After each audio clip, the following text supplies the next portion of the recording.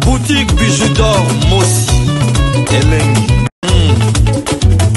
Boutique bijoux d'or Mossi. Voilà, couleur riche. Boutique bijoux d'or Mossi. Voilà, couleur riche. Boutique bijoux d'or. Boutique bijoux d'or Mossi Elengi. Comment il Ozana Selembao, Ozana Bumbu, Ozana Makala, Ozana Changu. Au comprendre, Ozika transport mon transport ya Victoire Gambela. Na lobi bien Victoire Gambela. Référence à Bongolo. So quoi il va dans Bongolo? Bah. Malama otuni avenue Irebo Zawapi. Bah la question avenue Irebo numéro A37. Wana okuta Flat Hotel Bidor. Bon, Ozana page Facebook. Eh, page Facebook, WhatsApp, Viber, Zander, Nini. Donc, dis-toi, Tina Zander, Tina Google, Bidor TV, na boutique, Bidor, na chaîne, Banini, Eza, na YouTube, Ezali. Oh, Aza gérante na biso, Aza gérant na biso. Numéro na biso à téléphone, Ezali, jamais Kozanga. Numéro à téléphone, 10 243 84 23 81 486. Soko bendi biso kozwa biso na air nyonso parce que toza libre na WhatsApp pe tozali. Bandila mosusu. Soki obengi biso okozwa biso na air nyonso parce que WhatsApp pe tozali.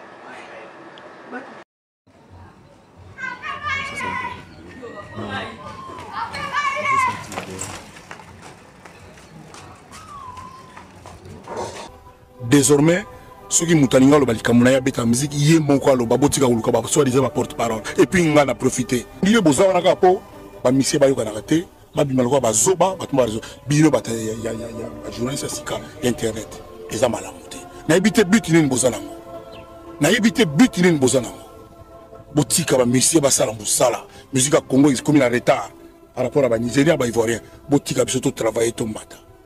Musicien moko aza ennemi ya musicien moko aza te tozakaka ba concurrent na loba nango bozwa meli to lisasi to munduki bopesa musicien moko tirer moninga totala moko tirer mutata bana ba collègue avec tout le respect bozwa biso lokwa ba ndeko na bino biso ba musicien congolais ba artiste botika bizaleli wana zabiti kaka mabe o fingi boy botala ke boy alobeli boy kaka mabe tosalaka malamu te pona ni malamu tosalaka eloba makate bokomango te pona nini kaka ba titre ya makambo mabe pona nini pour permettre de se travailler et puis pour considérer ça comme bateau. Pour tu considères ça comme la bandine sous era et bien bien. Ce qu'on a mis au John est à la bien été. À la ngana bima. Ce qu'on bima nanga ngana oyo que les pensi. C'est mon frère Nzamba Soumaé na place à Chelo Kolo. Nzamba Pesaé Makasi. Je pense que moi soit qui m'a les belletés. Sur Azul Mobile il faut tout le monde a changement. Tu vois, tout le monde a changement qui influence moi continue à vivre. Et puis là, sur Salarana, le pauvre, il n'est pas d'accord. Mais c'est pas quelqu'un qui parle. Et je sais qu'il souffre. Tu vois. Moi, Mobile, c'est pas l'homme le plus heureux. Le pauvre, il souffre. Et j'ai compatis avec lui. Beaucoup de courage à Evie. Parce qu'il n'y a aucun changement. Nazara mobulu nazara pena mobulu grabula pe mokona bota na momia qui est touché sous era et bien bien ce qu'on a minute au John etam so ala bien été azela ngana bima ce qu'on bima ngana oyo que les pensi c'est mon frère Nzamba Soumaé na place à Chelo Kolo Nzamba Pesaé Makasi. Je pense que moi, soit qui m'a les belletés, sur Azul Mobile, il faut tout le monde a changement. Tu vois, tout le monde a changement qui influence moi continue à vivre. Et puis là, on est sur Salarana, le pauvre, il n'est pas d'accord. Mais c'est pas quelqu'un qui parle. Et je sais qu'il souffre. Tu vois. Moi, Mobile, c'est pas l'homme le plus heureux. Le pauvre, il souffre. Et j'ai compati avec lui. Beaucoup de courage à Evie. Parce qu'il n'y a aucun changement. Nazara mobulu. Nazara pena mobulu grabula. Père, mon konambota, mon mère qui est touché sous era. Era est bien bien. Ce qu'on a mis au John est à la bien été. À la mana bima. Ce qu'on bima nana oyo qui les passe. C'est mon frère. Nzamba Soumae. Na place à Chelo Kolo. Nzamba Pesae Makasi. Je pense que moi, je suis à les belés. Sur Azul Mobile, il faut tout le monde a changement. Tu vois, tout le monde a changement qui influence moi et continue à vivre. Et puis là, on est sur ça, le pauvre, il n'est pas d'accord. Mais ce n'est pas quelqu'un qui parle. Et je sais qu'il souffre. Tu vois. Moi, Mobile, ce n'est pas l'homme le plus heureux. Le pauvre, il souffre. Et j'ai compatis avec lui. Beaucoup de courage à Evie. Parce qu'il n'y a aucun changement. Nazara mon boulot. Nazara pena mon boulot, grand boulot. Père, mon konambota, mon mère qui est touché sous era. Era est bien bien. Ce qu'on a mis au John est à la bien été. À la mana bima. Ce qu'on bima nana.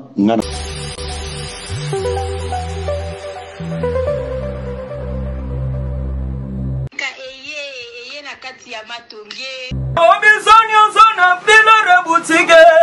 Tokotana biso dolata. Voyant simba mbogartala. Hey! Ezali nandenge na yo mwani. Balobi tokota lelo obisonyo zona bilore boutique. Tokotana biso dolata. Voyant simba mbogartala.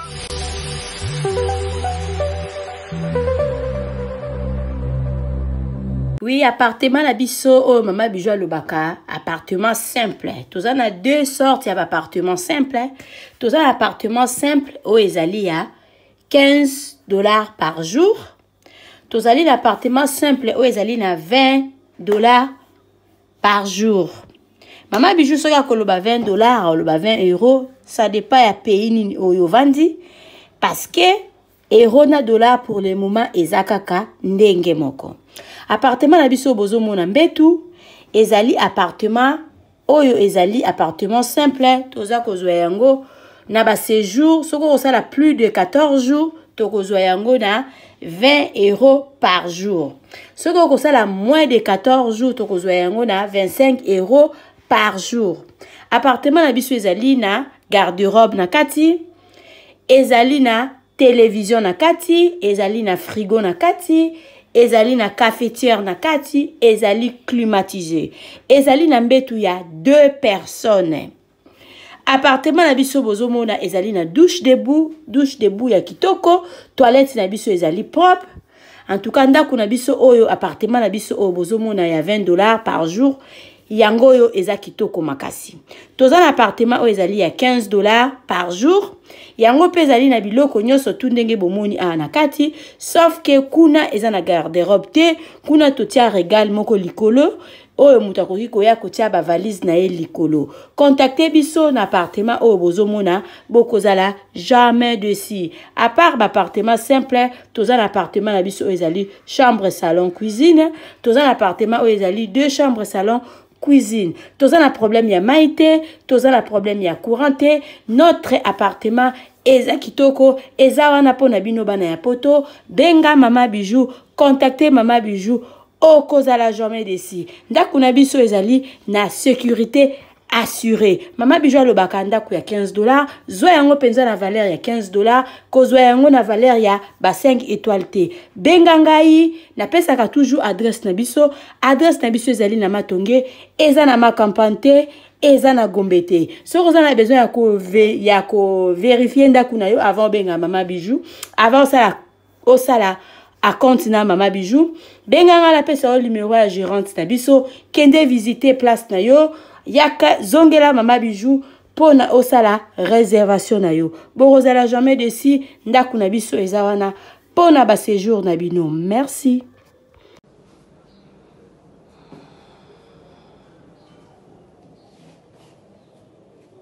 Appartement de chambre, salon, cuisine. Ça c'est la chambre.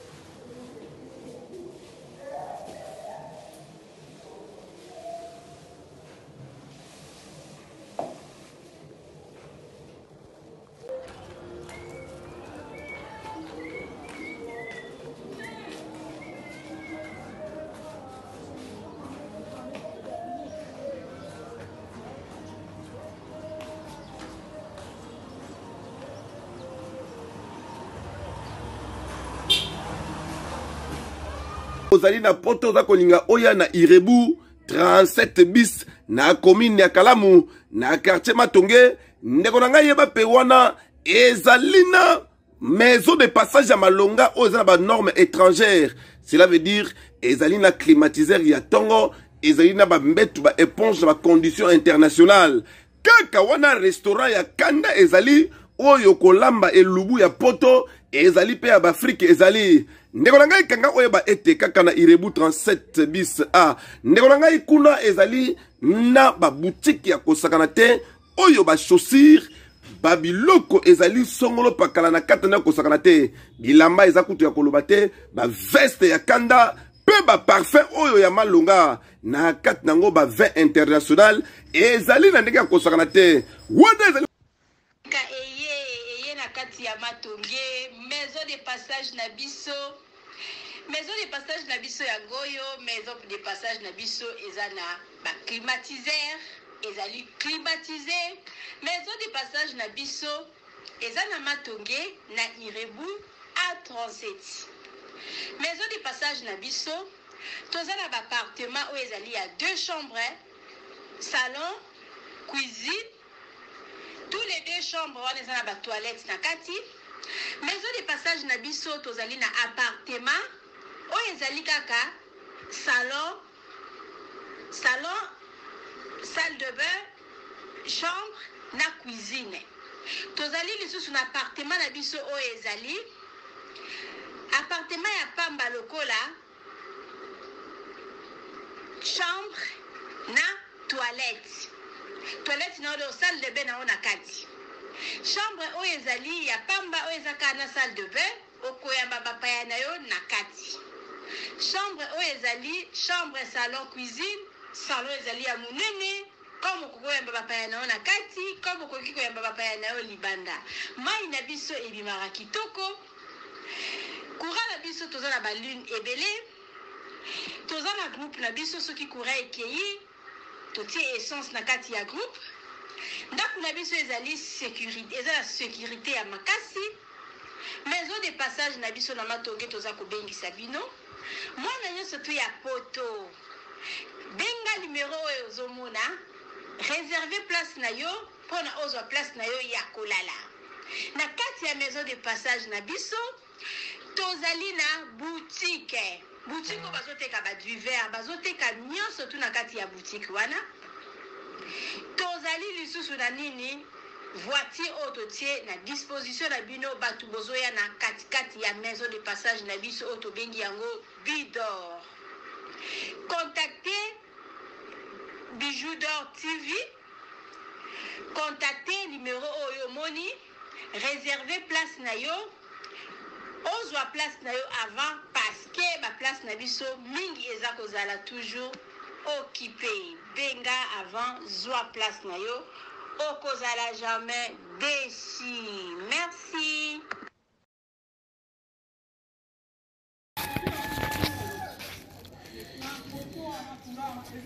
Salut, j'espère que vous allez bien. En fait, c'est plus pour les diasporas. C'est donc qui veulent passer leur séjour ici à Kinshasa. Alors pour tous vos déplacements, il y a une voiture à louer qui est là, marque Hyundai. La voiture elle est confortable, donc climatisée et tout. Donc la voiture répond vraiment aux normes. Alors pour tout contact, veuillez contacter Bidor TV au numéro qui suit, plus 49 17 85 52 23 11. Donc je réponds pour une meilleure compréhension. Plus 49 17 85 52 23 11. Donc la voiture elle est là, marque Hyundai. Donc voilà. Donc ici nous sommes à Kinshasa. Donc pour tous les diasporas, pendant tous vos séjours à Kinshasa, voilà la voiture elle est là pour vos déplacements et tout. Donc partout où vous voulez y aller, la voiture elle est là. Donc vraiment, veuillez contacter Bidor TV et vous ne serez pas déçus. Merci et bye.